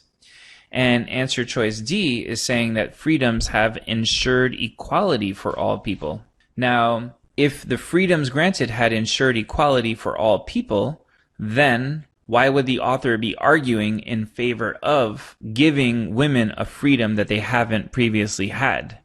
If D were true, this passage wouldn't exist. Now, although we've already kind of narrowed it to answer choice A, we still want to get our hands on the actual quote that answers the question. And that quote is mainly in lines 72 to 78. Consider, when men contend for their freedom and are allowed to judge for themselves respecting to their own happiness, it be not consistent and unjust to subjugate women, even though you firmly believe that you're acting in the manner best calculated to promote their happiness. So it's saying there that although men are contending for their freedom, they're sort of hypocritically allowing women to be losing their freedom at the same time. So it's pointing out the hypocrisy. So the freedoms that men are contending for are subjugating women. They are privileging one gender over the other. So the answer for 36 is A, and the quote that we were looking at for that is 72 to 75, generally speaking, which is answer choice D for number 37. Question 38. In lines 61 to 65, the author of passage 2 refers to a statement made in passage 1 in order to do what? And the quote is right here. Consider, sir, dispassionately these observations, for a glimpse of this truth seemed to open before you when you observed that to see one half of the human race excluded by the other from all participation of government was a political phenomenon that, according to abstract principles, it was impossible to explain. If so, on what does your Constitution rest? So what's being done there? The author is pointing out that the other author said that excluding one half of the human race from participation in government was impossible to explain. So in other words, even the people who were excluding women didn't understand why they were excluding the women. And as a result, the author concludes, if so, on what does your constitution rest? So if you guys can't even figure out why you're doing what you're doing, why do you feel so strongly that it's the thing that needs to be done? So what's happening here? The author is pointing out the hypocrisy. And that matches answer choice C. She's developing her argument by highlighting what she sees as flawed reasoning in passage 1, hypocrisy, or a contradiction. So the answer for 38 is C. Question 39 is asking us for the overall relationship between the two passages. Now, this is our hard question in terms of the way we're defining easy, medium, and hard, because you have to deeply understand the passages, or at least the main ideas of the passages, in order to be able to understand this question. But we've answered a lot of questions from this passage, so by this point, we should have the ability to just say, okay, passage 1 was saying this, and passage 2 was saying that. Now, passage 1 was saying that women shouldn't participate in the powerful aspects of government, such as holding office and being highly educated and so on and so forth. And it says it right over here. The purpose of these institutions must be the happiness of the greatest number. Everything that leads us further from this purpose is an error. Everything that brings us closer is truth. If the exclusion from public employments decreed against women leads to a greater sum of mutual happiness for the two sexes, then this becomes a law that all societies have been compelled to acknowledge and sanction. So right there, it's basically saying that although it kind of sucks in this author's view, it's still better for society as a whole if men have one job and women have another. And so women shouldn't participate in the powerful aspects of society. Passage 2 basically says, because we've discussed it at length, that women should participate, that they should be educated, and that they should be given political power and the ability to really play a role in how society pans out. So we have just passages that are just total opposites of one another, and that exactly matches answer choice A. Passage 2 strongly challenges the point of view of passage 1. Question 40 is a question that's asking us to compare the two passages, and it follows a general structure of how passages compare with one another that we should be really aware of. And this structure generally stems in this way. You'll have one passage that says, okay, something is happening and we're in favor of that. And the other passage says something is happening and we're against that. And then you'll get the question that says, well, what do the two passages agree on? They both agree that this something is happening. And that structure occurs so frequently on the SAT that you should be deeply familiar with it. So coming back over here, passage 1 has told us time and again that women enjoy fewer rights, and it's in favor of that. Passage 2 says that women have fewer rights, but it's against that. It wants women to have more rights. So what do they both agree on? The idea that women have fewer rights in society, which is answer choice D for number 40. Question 41 is a question that we say has a lot of moving parts because we have the authors of passage 1 and how they would respond. Now, the way an author would respond is pretty much always in line with the author's main idea, but it could be a reference to a little small thing that the author said along the way. And there are the points made in the final paragraph. So we need to kind of take a second to figure out what those points in the final paragraph of passage 2 were, and then think about how that relates to either the main idea or specific things that the author of passage 1 said. So going to the final paragraph of passage 2, in this style argue tyrants of every denomination, from the weak king to the weak father of a family. They're all eager to crush reason, yet always assert that they usurp its throne only to be useful. Do you not act a similar part when you force all women, by denying them civil and political rights, to remain immured in their families, groping in the dark? So what's being said there? That the idea of forcing all women, by denying them civil and political rights, to be in the dark is generally a bad thing, because they're crushing reason and claiming that they're doing it to be useful. So what does the author of passage 1 say about that idea? Well, right here in lines 23 and 24, they discuss the idea that women should never aspire to the exercise of political rights and functions. And the explanation is that it's in the wishes of nature. Is it not apparent that their delicate constitutions, their peaceful inclinations, and the many duties of motherhood set them apart from those strenuous habits and onerous duties, and summon them instead to gentle occupations and the cares of the home? So what's being said here is that it's nature that's doing it, because they naturally have these delicate constitutions, these peaceful inclinations, and they're just naturally set apart from these other tougher things to do. So what would the author of passage 1 say to the idea that it's unjust to subjugate women? The author of passage 1 would say that women are not naturally suited for the exercise of civil and political rights. And that's what we found when we looked in lines 22 to 31. So the answer for 41 is A. And let's start with the next passage. We're going to go ahead and make sure to read the introduction, and we're going to not enunciate every single word we see. The passage is adapted from Honeybee colony collapse disorder is possibly caused by a dietary deficiency. Colony collapse disorder is characterized by the disappearance of adult worker bees from hives. Honeybees are host to the pathogenic large mite. These mites feed on bee blood and can kill bees directly or by increasing their susceptibility to secondary infection. Little is known about the natural defenses that keep the mites under control. Pyrethrum are a group of flowering plants which include a bunch of different plants, and they produce potent insecticides with anti-mite activity. These insecticides are known as pyrethrum. A synonym for the naturally occurring pyrethrum is a bunch of stuff. In fact, the human mite infestation known as scabies is treated with a topical pyrethrum cream. We suspect that bees of commercial bee colonies which are fed monocrops are nutritionally deficient. In particular, we postulate that the problem is a diet deficient in toxins and possibly other nutrients which are inherent in such plants. Without at least intermittent feeding on certain plants, the colonies are susceptible to mite infestations which can become fatal directly or due to secondary infection.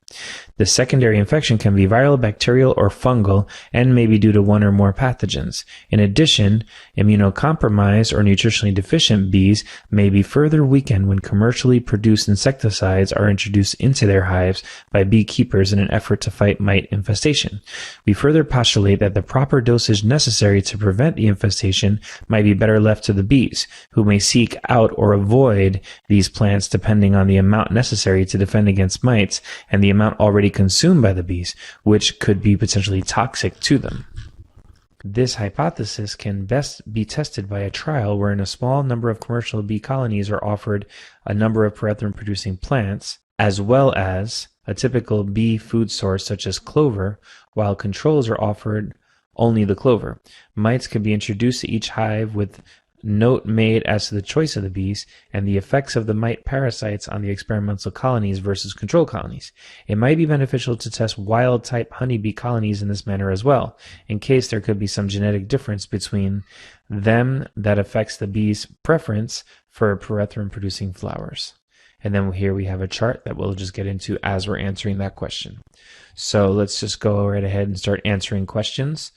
Like we said, we want to use the questions as our opportunity to get to know the passage better, starting with the questions like 42 that tell us exactly what line numbers to look on, followed by the medium questions, which are the ones that tell us what to look for, even though they don't necessarily tell us the line numbers. And last but not least, do the hard questions, which are the ones that either don't give us anything specific to look for, or questions that require a very deep understanding of the main idea.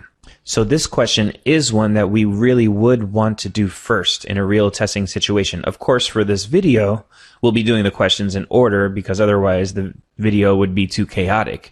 But for yourself, you would want to really adhere to that order. It's a huge part of managing not just timing, but also the reality that none of us are going to be experts on a passage in the beginning. So why would we want to be answering difficult questions when we're not at that level of understanding yet. So question 42, how do the words can, may, and could help establish the tone of the paragraph? So the words can, may, and could are highlighted on the left-hand side. And generally, like we always say, we want to answer our questions in our own words first whenever possible. Really important rule for the SAT on the reading section. And in our own words first, if what they're saying is that the mite infestations can become fatal and the secondary infection can be viral, bacterial, or fungal and may be due to one or more pathogens, and higher doses could potentially be toxic. So in our own words first, we can say that these words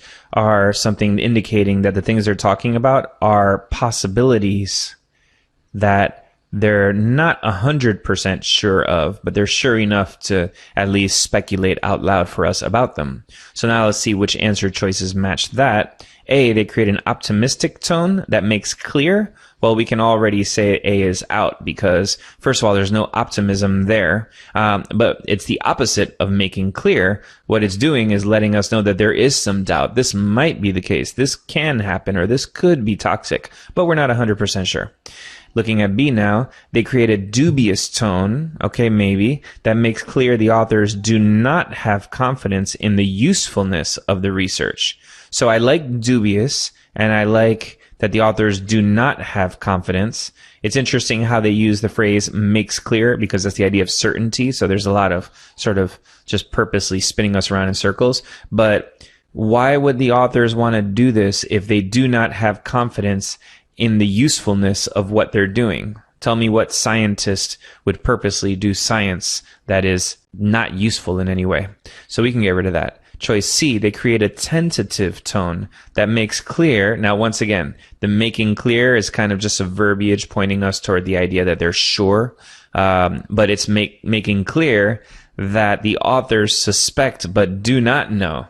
So tentative, they suspect but do not know that their hypothesis is correct. That's perfect. It's just the idea that we are just not sure, and that's exactly what we said in the beginning. They were possibilities, but not 100% certain. Now to look at D for a second, they create a critical tone that makes clear that the authors are skeptical of claims.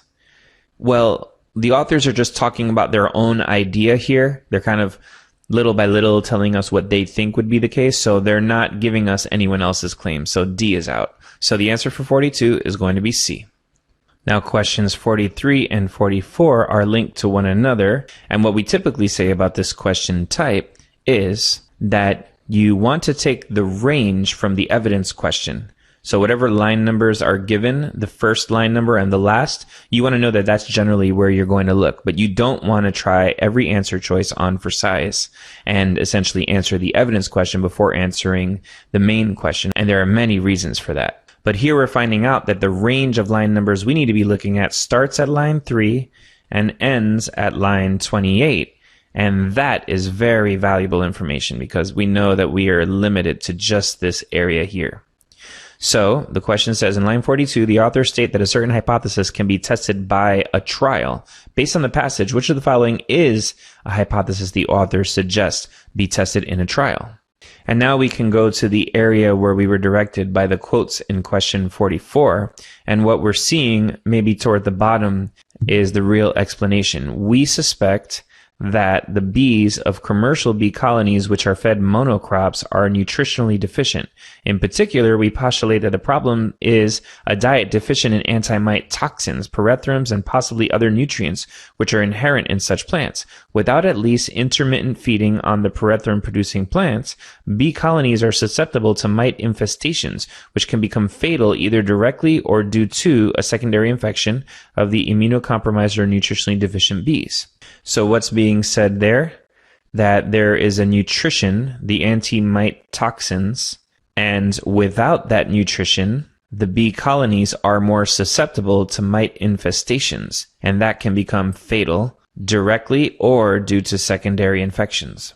And what we just described there exactly matches answer choice C. A honeybee diet that includes pyrethrins results in honeybee colonies that are more resistant to mite infestations.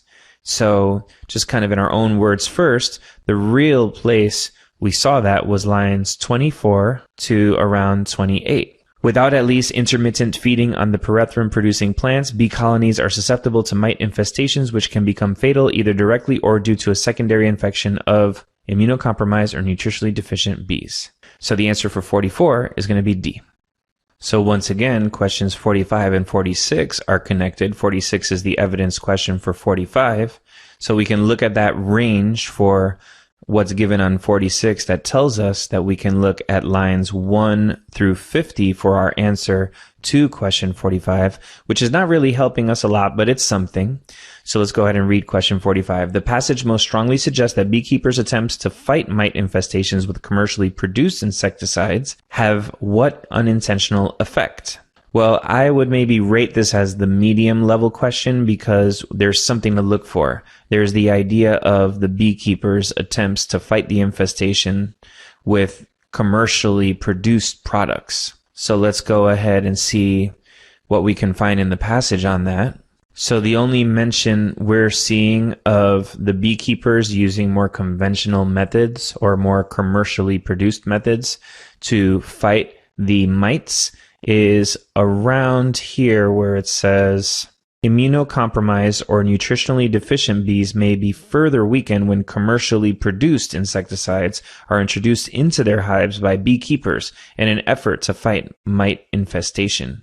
So the big muscle that results in success on the SAT reading section, perhaps more than anything else, honestly, is the ability to kind of look through and kind of speed read looking for these keywords. So in this situation, we were looking for the idea of the commercially produced insecticides and also the mention of the beekeepers. And so just kind of looking through and trusting that if you go super fast, your eyes will still have the ability to catch the important words. We find beekeepers right here, and we find commercially produced insecticides right there. So we know that that's our quote. And that quote right there says that they're going to be further weakened through these commercially produced insecticides that were done in an effort to fight the infestation, but it's not helping. It's further weakening the bees. And that exactly matches answer choice D for number 45. Now going to 46, the quote that we found was literally lines 31 to 35. Super easy. That's answer choice C for 46. Question 47 is our passage-based vocab question. And like we say, for our passage-based vocab questions, first you want to get the momentary main idea, and then you want to invent your own word to replace the given word. So let's go ahead and find that momentary main idea around line 35, which is the sentence that we talked about a moment ago. In addition, immunocompromised or nutritionally deficient bees may be further weakened when commercially produced insecticides are introduced into their hives by beekeepers in an effort to fight mite infestation. We further postulate that the proper dosage necessary to prevent mite infestation may be better left to the bees, who may seek out or avoid the pyrethrum-containing plants depending on the amount necessary to defend against mites and the amount already consumed by the bees, which in higher doses could be potentially toxic to them. So what's happening right around line 35? It's saying we further postulate that the proper dosage may be better left to the bees. So now inventing our own word, we further imagine that, or we further believe that, or we further put forth as an idea. So just to be quick here, we'll go ahead and write believe. So we believe that this is what's going to happen, but there is that element of not being 100% sure because of the scientific process. We come up with an idea and then we do our experiment to test it. So is it an unfounded assumption? No, this was the result of a lot of thought and observation, so it wasn't totally unfounded. It hasn't been proven yet, but it's not unfounded. Is it putting forth an idea or claim? So we believe that this is the case. If I say something like that, that's a phrase that's used to put forth an idea. You know, I believe that this should be the case in our world, and I'm putting forth an idea or claim. So we like that. Questioning a belief or theory. I don't think it's questioning a belief or theory. It's encouraging a belief or theory. The idea that the proper dosage should be better left to the bees.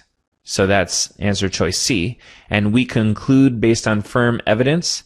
Well, they're not sure yet. There's no firm evidence. This is the theory that's being put forth before they go ahead and test it out with whatever experiment it is they're going to do in the passage. So the answer for 47 is going to be B.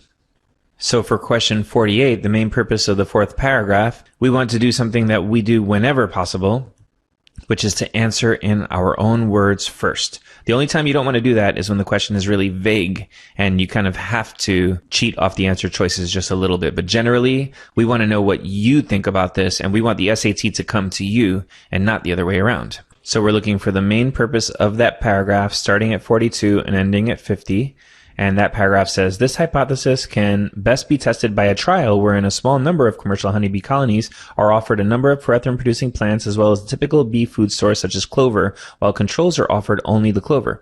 Mites could then be introduced to each hive with note made as to the choice of the bees and the effect of the mite parasites on the experimental colonies versus control colonies. So what's happening there? The authors are explaining what their experiment is. And so which answer choice says that they're explaining what their experiment is? Summarize the results of an experiment? No, they're explaining what the experiment is going to be. Propose an experiment to investigate how different diets affect commercial honeybee colony susceptibility. I like that one, but I don't know if they're proposing an experiment as much as just telling us what experiment it is they're about to do. Provide a comparative nutritional analysis. That we can get rid of. There's no comparative analysis. They're just telling us that they're going to test their hypothesis by doing something. Predict the most likely outcome of an unfinished experiment. There's no prediction. So even though I didn't love answer choice B, it's the only one that remotely talks about what we said, which is the idea that they're explaining what the experiment's going to be. So the answer for 48 is B. Question 49 is our medium difficulty question because it's not specifically telling us what line numbers to look at, but it is giving us something fairly easy to look for.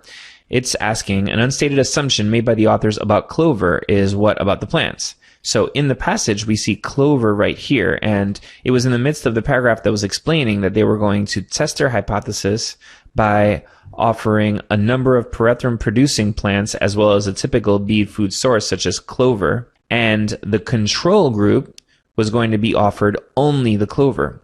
So now the experiment is testing the effect of pyrethrum on the bees.